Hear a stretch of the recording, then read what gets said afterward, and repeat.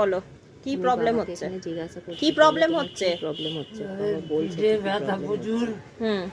এইখান থেকে এটা এত ব্যথা, মানে হাত দিতে পারছি না। হ্যাঁ এত ব্যথা, হাত দিতে পারছি না। হ্যাঁ আর এই পেচ্ছাপের প্রবলেম, সকাল থেকে 4 বার করেছি। আচ্ছা এখানে বসানো 4 বার।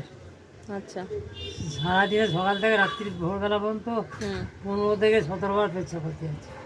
আচ্ছা 15 থেকে 17 বার। আর একবার করে নিতে হচ্ছে পাম্প। এখানে নেবুলাইজার একবারই, আর ওখান থেকে গেলে 3 বার 4 বার নিতে হচ্ছে। ওই 17 18 বার 20 বার যদি পাম্প নিয়ে একবারই, তাহলে 5 দিন এরকম হবে কি করে বেশি। সারা 20 ভরে নিলে 120টা থাকে। তোমার তারিখ দিয়ে আছে তো, দেখেছো তো? 7 তারিখে লাগিয়েছি।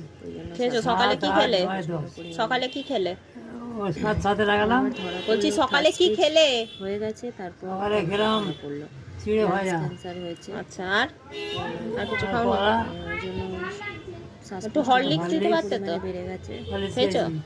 বাড়িতেই আছে। ফল খেয়েছো? ফল ডাক্তার যাবো। ফল এখন খাবে না? পরে গ্যাস হচ্ছে দাদা। গ্যাস হচ্ছে? কি কি হচ্ছে তোমার বলো। ওই জন্য গলার প্রবলেম। বাবা এমনি রোগা পাতলা চেহারা, আরো এই যে দেখাচ্ছে বাবা জিভে ঘা হয়েছে। ঘাটা তো কালকের থেকে আজকে ঠিক লাগছে, জিভটা এটা ঠোঁটটা তো আজ ঠিক লাগছে। ঘাটা খাবারের জিভে যে ঘা হয়েছিল, দেখি ওষুধ দিয়ে লাগাচ্ছি। হ্যাঁ ওই তো আজকে তো ঠিক লাগছে, একটু পরিষ্কার হয়েছে। ওই জন্য তো তোমাকে বললাম ওই জিভের ওই ওষুধটাই দাও, একই মুখের ভেতরে ঘায়েরই ওষুধ ওটা, ওটাও তো একটা ঘাই, এখানে যেন আমাদের কিছু আছে, আর কিছু আছে। ভগবানের ইচ্ছে। গলায় আটকাচ্ছে। আর ওটা তো বলে না, আর পেচ্ছাপ বলে না। ঠিক আছে, এবার গিয়ে ডাক্তারকে ওটাই বলতে হবে। পারবো 15 বার পেচ্ছাপ করতে যাওয়া, শ্বাসকষ্ট। সুস্থ করে আর তারপর ভোরবেলা যা হলো, পড়তো তাই হলো। পায়খানা থেকে আসতে পারছি না, তো হাতে শ্বাসকষ্ট। ঠিক আছে, ওটা লাগাতে সুস্থ থাকে বাবা, সঙ্গে সঙ্গে কাজ হবে। এটুকুই বলবো।